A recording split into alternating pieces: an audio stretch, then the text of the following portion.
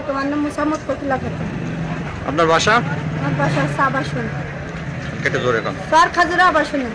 আচ্ছা, আপনার সাথে কি ঘটেছে আর কি? আমার সাথে আকাশের বিয়ে হইলো, মাছ বেচা আকাশ। ওর সাথে আমার বিয়ে হয়েছে 5 বছর। আমার কাছ থেকে 10 লাখ টাকা নিয়ে একটা পিকআপ গাড়ি কিনেছে। মাছের ব্যবসা করে আমার টাকা নিয়ে। আমার একটা ছেলে আছে, আমার ছেলের বয়স 13 মাস। আমার পরে ও 9টা বিয়ে করেছে।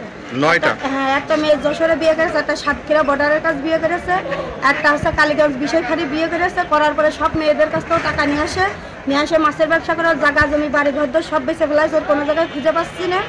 আমি চাচ্ছি যে কোনো মেয়ে যেন কারোর জীবন নষ্ট না করতে পারে, ওর আমি সুস্থ বিচার চাই। 9টা বিয়ে করেছে, আপনার প্রমাণ আছে? হ্যাঁ, প্রমাণ আছে। ওই মেয়ের সাথে আমি কথা বলতাম, নাম মিনা, যশোর হচ্ছে গেন, যশোর নাচের চাকরি করে, শিশু 8 দিন। সেই মেয়ে ক্লিনিক চাকরি করে, তার 2 মাসে একটা বাচ্চা হয়েছে। তার কাছে 1,70,000 টাকা নিয়েছে। 1,70,000 টাকা নিয়েছে সে।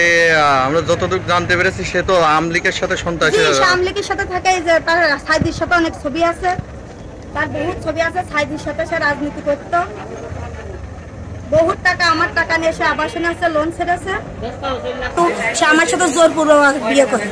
জোরপূর্বক বিয়ে করে? আমার সাথে জোরপূর্বক বিয়ে করে। সে আমলিক ক্ষমতায় থাকতে, সাইড থাকতে, আপনার কোনো আপনার আপনার এই যে থানায় কেস নিয়ে আদালতে কেস নিয়ে আমার সাথে বহুত নির্যাতন করেছে।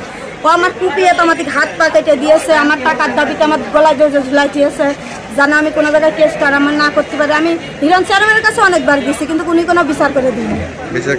তারপরে আমার গলায় জোর ঝুলাই দিয়েছে, আমার অমানিকভাবে নির্যাতন করেছে। আমার 2টো বাচ্চা অবসান করে ঘুমের ওষুধ খেয়ে ফেলাই দিয়েছে। আমার এই বাচ্চা মেরে ফেলতে গেলে পরে আমার মার বাড়ি যেয়ে এখন আমার বাচ্চাটা আমার কাছে আছে। এখন আপনি কি চাচ্ছেন? আমি চাচ্ছি যে ও যেন কোনো মেয়ের, কোনো পৃথিবীতে কারোর যেন জীবন না নষ্ট করতে পারে। আমলিকে সুস্থ বিচার চায়। আমলিক এত বছর ধরে যে কয়টা যেখানে নেতাগুতা থেকে সবাই মানুষের নির্যাতন করেছে। সাইদ চেয়ারম্যান কোনোদিনও কারোর বিচার করিনি। আমি চাচ্ছি সুস্থ বিচার হোক, যেন এরম না করতে পারে। কে ক্ষমতায় আসলে, সে আমলিকে হোক, যে লোক হোক।